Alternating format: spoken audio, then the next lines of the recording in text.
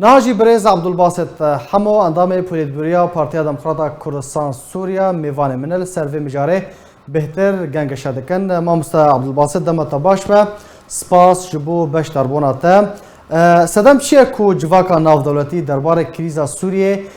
خمساره نگهدانه یعنی ند اصلا پیوز ده کو چاره سریه که کریزا سوریه را ببینه دم باش که دم باش تو مهوان دماشبان تبع تونزانه يعني كريزا اوكرانيا بيجومان يعني كريزا كان دولتيه يعني يرو دنيا تبع سر اوكراينا وروسيا شريوي على قدرها يعني تكتيوين باندورا وي تكتيوان بانوساندي وبهبره قال لك باندور الواولا يعني يرو شركي مرو كاريبي شركي جهانيه اون دايركت هيا دواره ابوريدا تايبجي بيشتي كريزا اوكرانيا قال لك باندور ابوريد دنياي رودا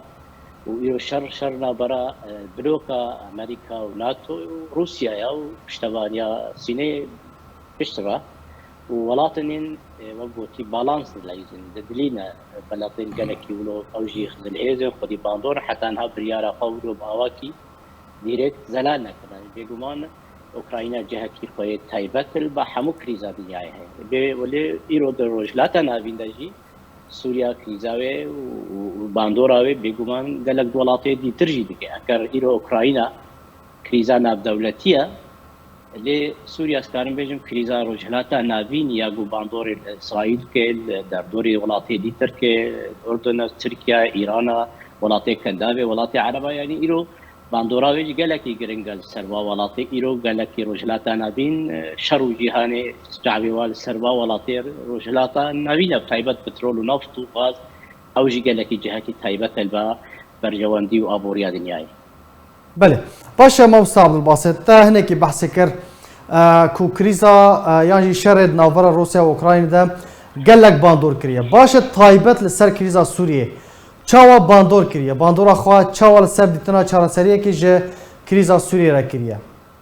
يعني بريا دمك او شر ديريكت لشكري دنابرا ناتو امريكا واوروبا وصين روسيا دولو نبو لهذا ذكرن جنيفي دانوستان لقا انه تشارا سريا كي ناب دولتي بريالا 22 بنجار لهذا كانوا وقال لك قالوا نشتن شيبو لإيرو بيشتي وي شرقو امريكا روسيا نرمى لهذا كن بيقومان بريالا 22 بنجار نما جي خود قري تايبت بشتي في قراداوي يعني روسيا آماده نبو رژیم جی آماده نو خود گراوی اینو فیزیا قبول نکن درباسی وی ولاتی جنیب خستن وگویزنا ولاتا کی دیتر برگو جنیب نما جهه کی نیوتراله يعني بربه کشی کیبو ایگو اب پروسه بهتر تانی سرماسه و لحظه کرن امریکا و روسیا و تایبت و در دوره ویجی ولاتی اوروبا بو برگو ایرو کریزا سوری هری دیرکت مشينن وبريفا دبن روسيا وامريكا بو هر يكي حبال بندي واي در دوري وا وك ناتو ولاتين اوا اوروبا وبشتا امريكا وايران ولاتي دي تر بشتا رژيم بشار اسد روسيا بربيك او هر دو ولات بشر اوكرانيا مجوبنا برهبون ونبونا في شر اوكرانيا قال لك وي خارطه سياسي خارطه بلوكا جهان تبعي بيغوار بروي كي خطاب بايدن يكي كان نتوادا انه انجمانا اولهي نما جي فكرت بيغوارتن مندزاني جي بيشتي شر جهان يا دوا بينج ولاتين خدي هيزن بريار اولهيه نبلة دولتي بريار بدان جار سريا دنيا ايروجي حتى مجلس الامن يعني ولاتي انجماني اولهيه ايرو نما كاري برياري والهذبك وشر هذبك يعني بربيك يجي ايرو الدنيا نما ما قانون وحق وحقوق تشاوى كاري بسرخي من قوه وزور في بشتاكيه ايرو الف بريار والف ذهنيه والف قرار دمشق بله باشه ما مستعبد الباسط بريا شر روسيا واوكرانيا دست بك انجمن اولهی جواکان افدولتی ولاتن زلهز ولاتن بباندور ده کریزا سوریه ولاتن لسر عرضه لسوریه هبون باش گرینگیدان ددان کریزا سوریه کو چاره سریه کی ببینن یان همان دما کو نهای کو هر خمسار بون نگهدان بون بل دسبيكا شورشا 2011 سوريا ويتشاخي دولة حمو بهبرة يعني بيهتري ويت خصن رجيم بشار اسد ليه خويا جهه سوريا جيوبوليتيكي هندوري رجلاتا نابيندا خدي بريارا داوي نهشتن انه او جوهرتن تشيدي لأسباورم إيرو أو كسين خستن رجيم بشار اسد نجوهرن بوشمان بنا يعني هناك اللي بقرب باواتشو تايبة إسرائيل يعني إيرو كليتا هريجو نهشت رجيم بشار اسد لسوريا نتشي بهتر بريارا اسرائيل بو او بو ايجو الترناتيف بشار اسد رنبو كينا او كسين مسلمانو ايجو بهارة عربي بخارة قالت جهات نلقوري دلي وولاطابو لي ايرو روش هنو بشار اسد بشتغانيا ويتشبو اولاتين ايرو جديل بشتاس اوبوزيسيون وشورشا سوري نما هات نسكناندن برجواندي خو مجوبون وهر يكي بخواست انه كريزا سوري ده اجنده وبرجواندي خو يعني امام عبد الباسط جبر برجواندين خو نخواستن كو بشار الاسد لسر دسل داري هرا بيغمان اسرائيل برجواندي هبون تركيا برجواندي هبون ايران برجواندي روسيا نممكن ولاتي روسيا دسبيكي ولاتك استراتيجيك جو روسيا سوفيتا بري يعني اتفاقيات قالك ديروكيتنا براوي ولاتي دا روسيا ده هبون يعني جير بجن آوا گرم بحرا گرم ايرو شركي جهاني باش دبي لسر غاز ونفطا جو ايرو روجلاتا نابين وبحرا سبيد بتايبا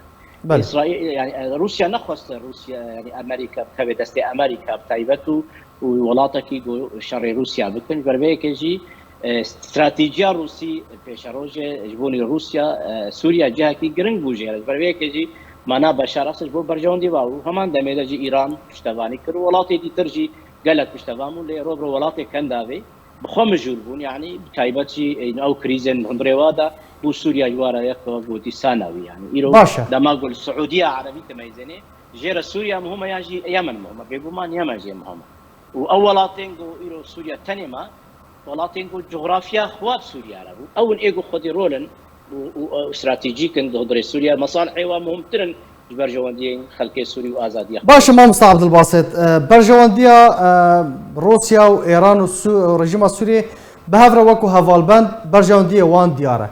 باش ولاتك وك اسرائيل امريكا ولاتن كو خوا دوستي قال سوريا ديتن برجوانديا وان دمان بشار الاسد تشبو حتى نهاجي او يك بردوامه وبشار الاسد لسر حكمي ما ونهاجي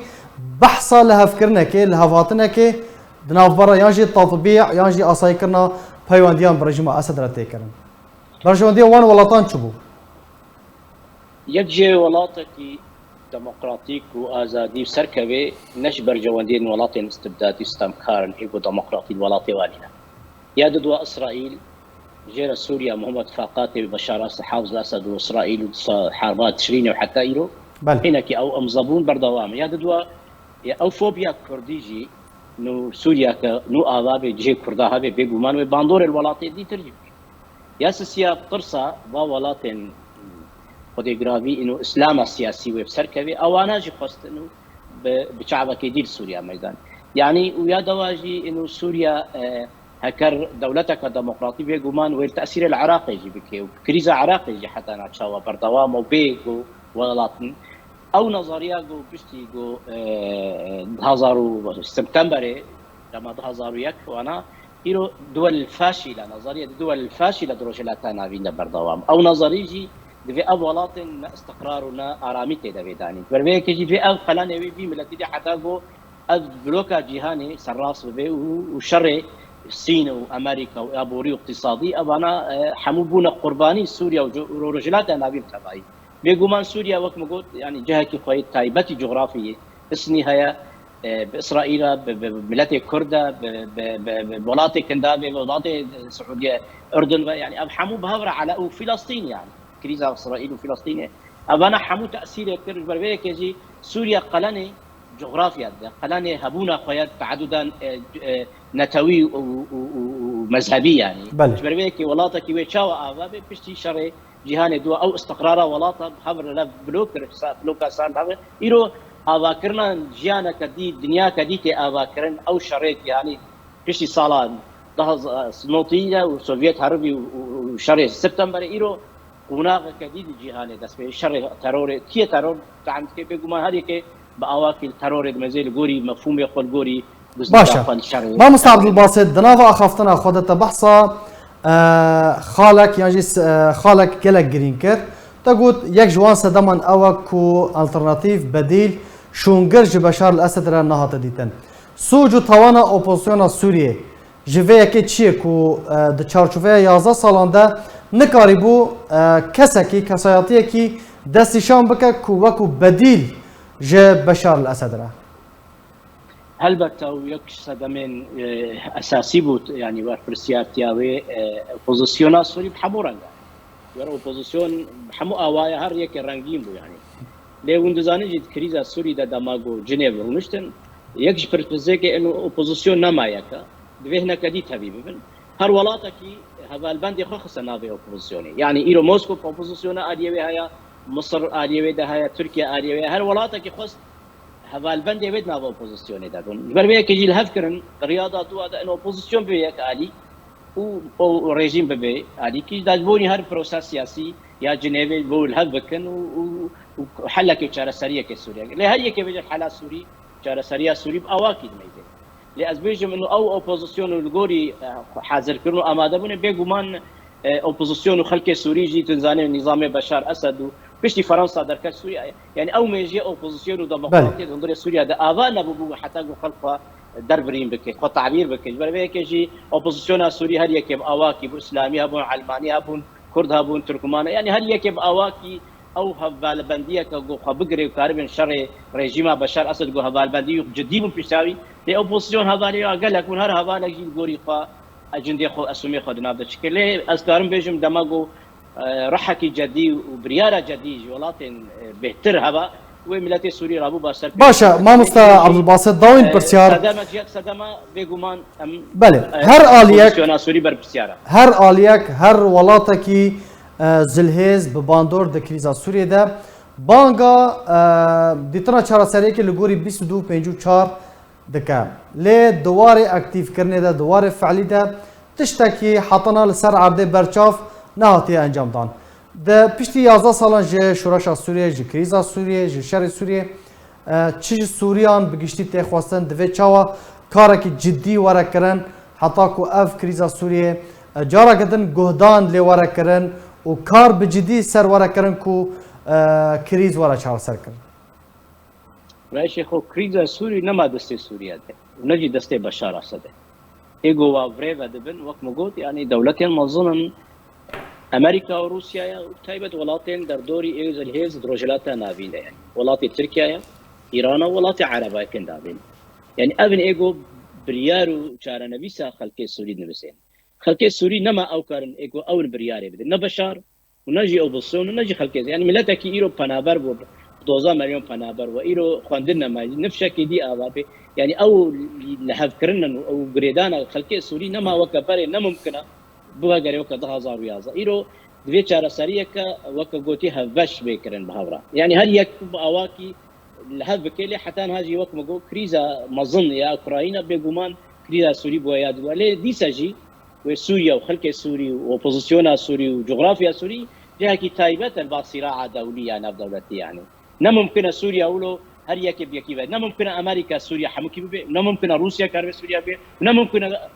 تركيا هر تشي خبي سوري نجي ممكن إيران كاربي بي بشار أسد حتى تشي دفي لها كرنا كبي أو هالكرن حتى انها دفي أو بريارة دولي أو لها بواطنجو لها بكن بريارة كش سوريا ردين ليه بريارة سوري هر يك مناطق نفوذ دمشق وممكن أو مناطق نفوذ وكأمر الواقع ده صلاة دريش. جالك سباس جبو بريز عبد الباسط حمو انضمي في البرياب هذا كسي لسر بشتربون وزانيرين سباس.